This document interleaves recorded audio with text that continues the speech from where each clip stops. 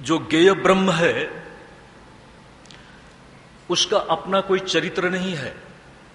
चरित्र तो उसी का होगा जिसका अपना कोई व्यक्तित्व हो, और व्यक्तित्व का एक रूप है जो दिखाई पड़ रहा है, और इसी के साथ उसका है नाम। जब आप किसी को साकार के रूप में बताते हैं तो बता ही तभी सकते हैं जब उसका आकार हो, लेकिन आकार के साथ साथ उसको नाम तो देना पड़ेगा, और नाम देने के साथ साथ उसमें कुछ गुण की विशेषता तो होनी चाहिए।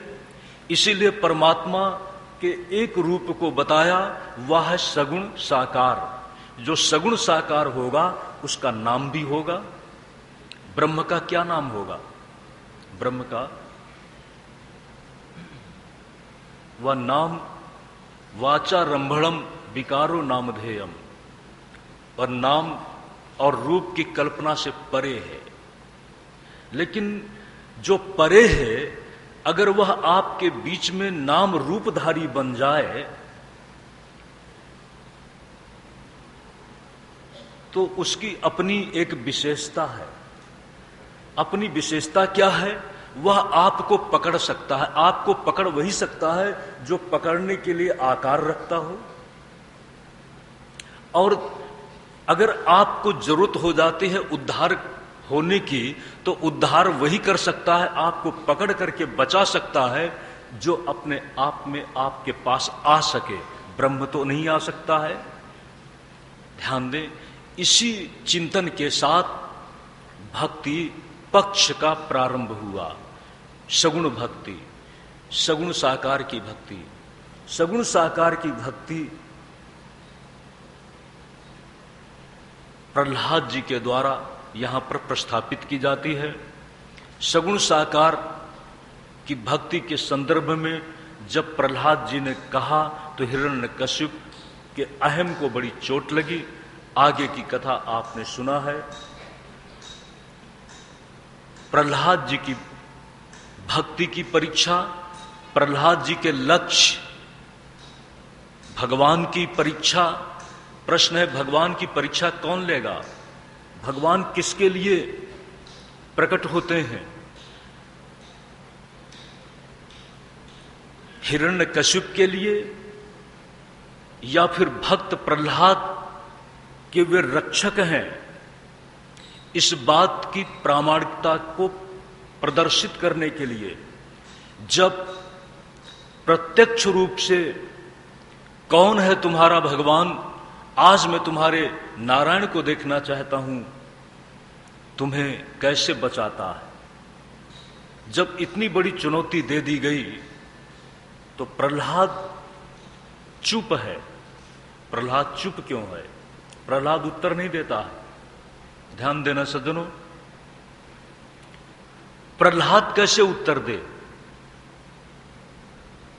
हिरण्यकश्यप की चुनौती का उत्तर तो भगवान देगा, इसलिए प्रहलाद चुप रह जाता है।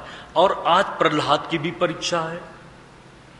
भगवान ने सोचा कि आज मेरे भक्त की भक्ति की परीक्षा है, और जो मुझे चुनौती दे रहा है उसके लिए मेरे अस्तित्व की परीक्षा है।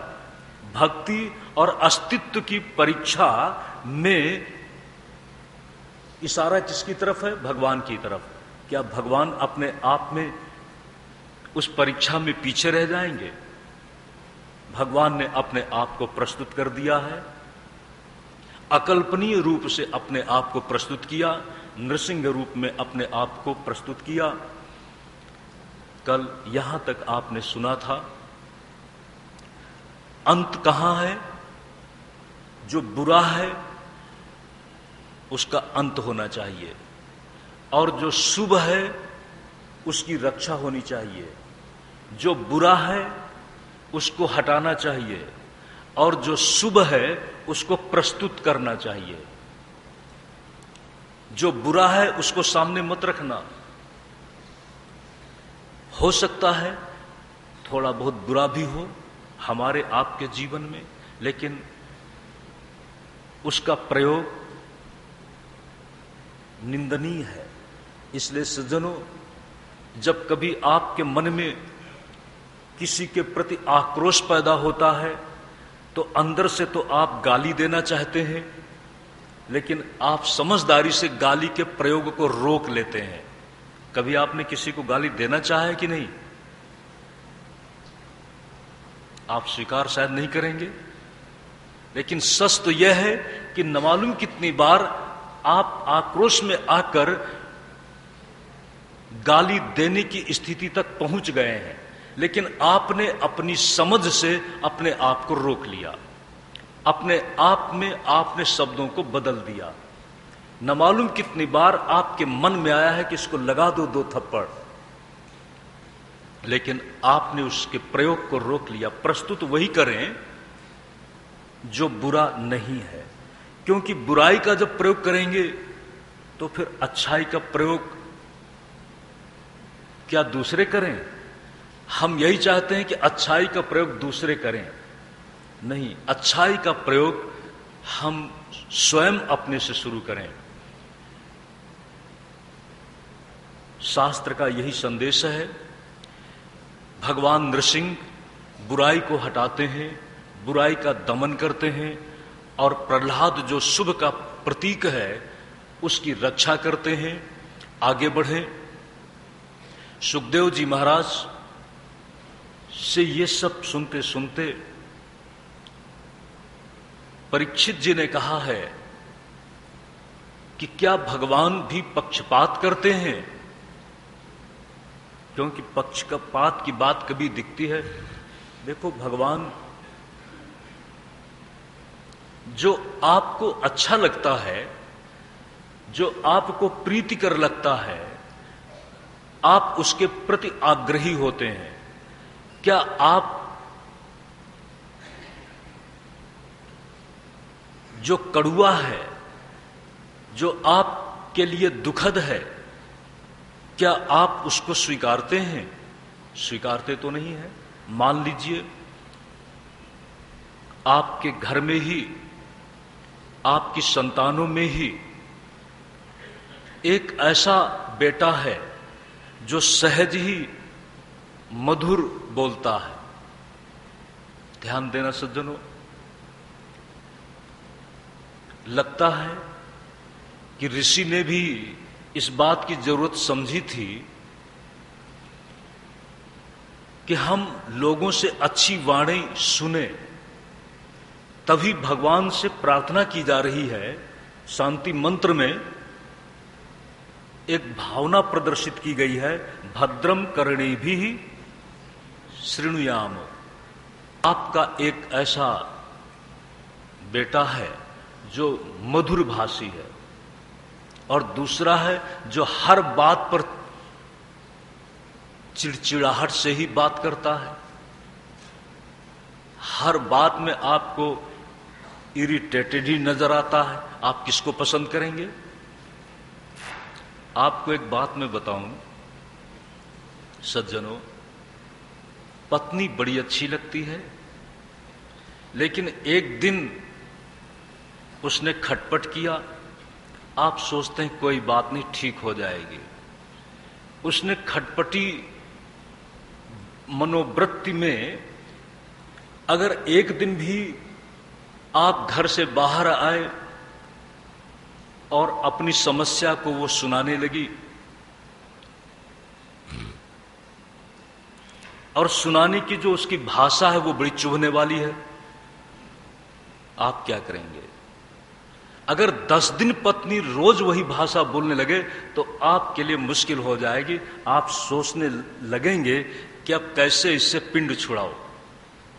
छूटा छेड़ा क्यों होता है? 10 दिन लगातार। इसलिए पत्नियां बड़ी कुशल होती हैं, अपनी बात को कहने के बाद फिर धीरे धीरे अपने आप को बदल लेती हैं। इसीलिए सज्जनों, एक उपदेश की बात कही गई है, समझदार पत्नियां कांता संबित। किसी बात को कहना हो तो एक उदाहरण दिया गया, पत्नियां किस तरह से अपने लक्ष्य की बात को किस तरह से प्रस्तुत करती हैं। कांता संबित उपदेश, समय देखकर बहुत ही शालीन भाषा में एक ये पक्ष है। लेकिन अगर इस पक्ष का अनुसरण न किया गया, चुभती हुई भाषा हो, तो सज्जनों वो व्यक्ति भी चुभने लगेगा, और जब व्यक्ति भी चुभने लगता है तब उसके साथ रहना बड़ा मुश्किल हो जाता है। जिस स्थिति में रहना भी साथ में मुश्किल हो जाए सज्जनों, तो फिर अंत कहां है? छूटा छेड़ा में। क्या करेंगे आप? कहा कर्णाभ्याम भूरि विश्रुवम, हम भद्रम कर्णे भी श्रृणुयाम। तो सबसे पहले आवश्यक है कि जिह्वा में मधुमत्तमा, हमारी वाणी में मधुरता हो।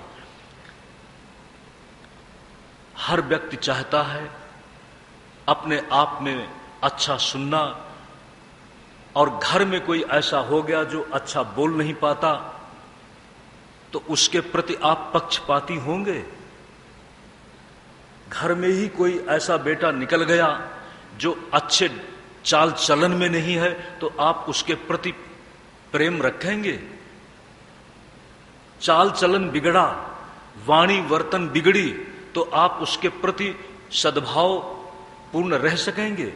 आप पिता हैं, आप अपने बेटे को जब दुष्प्रवृत्तियों की तरफ, दुर्गुणों की तरफ और दुर्भावनाओं से प्रेरित व्यवहार की तरफ बढ़ता देखते हैं, तो आपको क्षोभ होता है।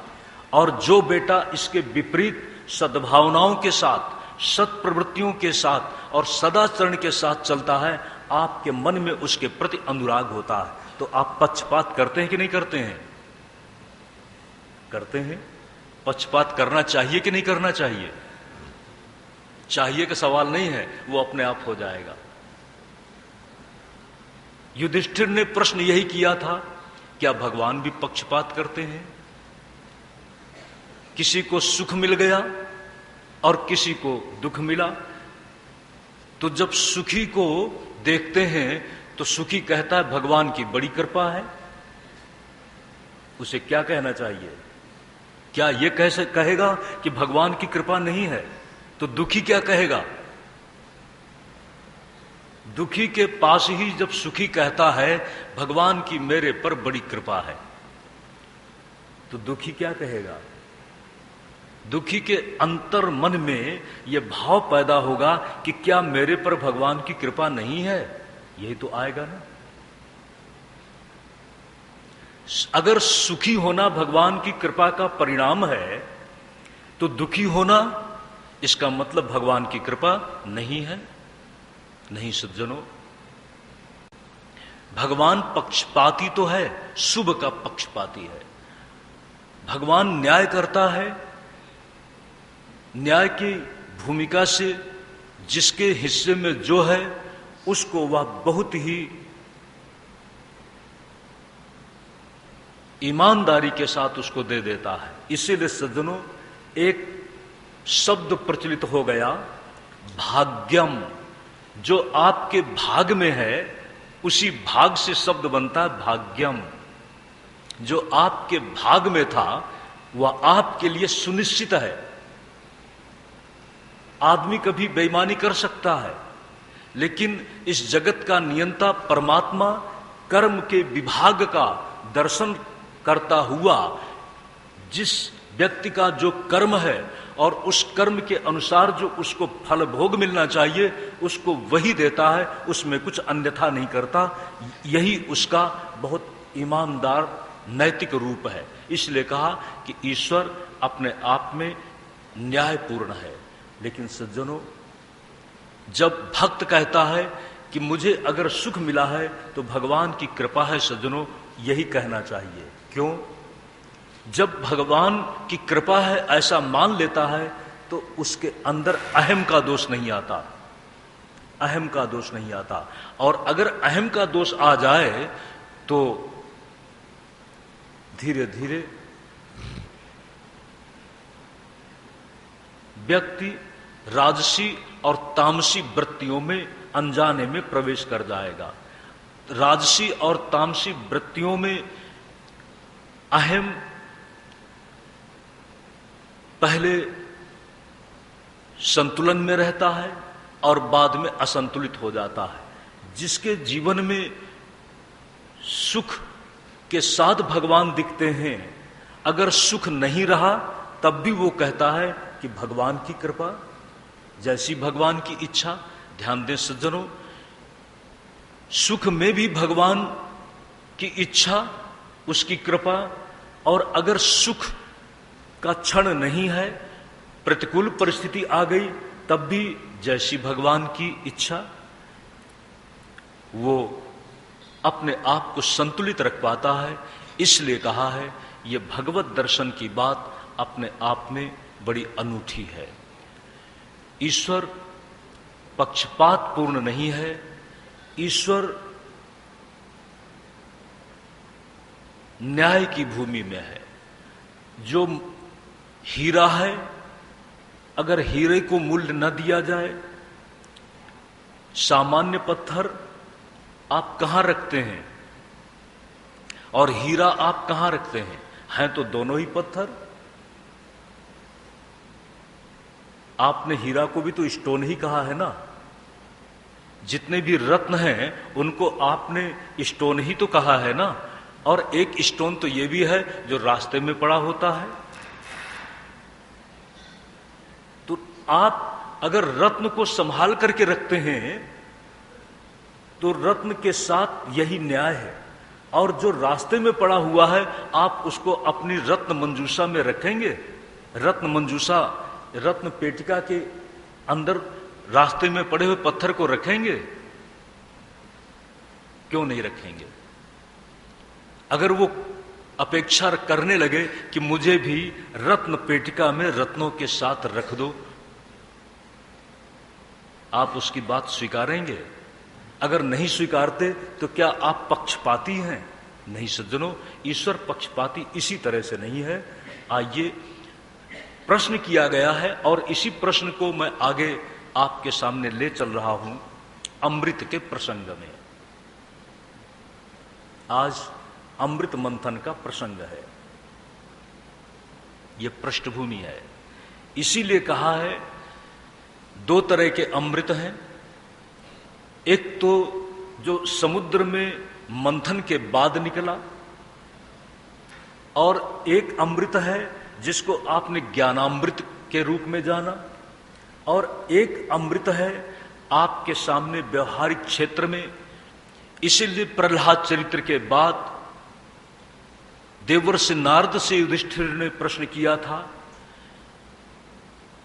वर्ण आश्रम, वर्ण में अलग अलग जो वर्ण व्यवस्था है और उस व्यवस्था के साथ जुड़े अलग अलग हमारे समुदाय हैं, उनकी दिनचर्या, उनकी आचार संहिता कैसी होनी चाहिए।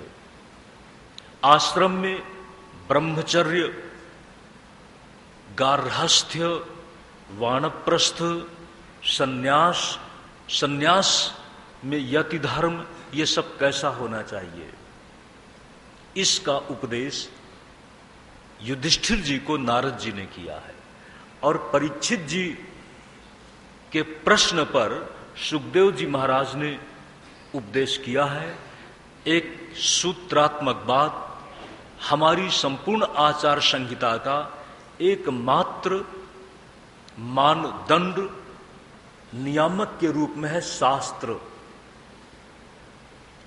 शास्त्र की जो बताई हुई व्यवस्था है उसके अनुसार चलना चाहिए। शास्त्र विधि मुत्सृज्य यो वर्तते कामकारतः, शास्त्र में प्रतिपादित व्यवस्था का उल्लंघन करके जो चलता है न तो वह सुख प्राप्त कर पाता है और न शांति प्राप्त कर पाता है, ये उल्लेख है। इसलिए सज्जनों, शास्त्र क्या है? समाज में स्वच्छ दिनचर्या रहे, अपनी अपनी जगह की जो व्यवस्थित परंपरा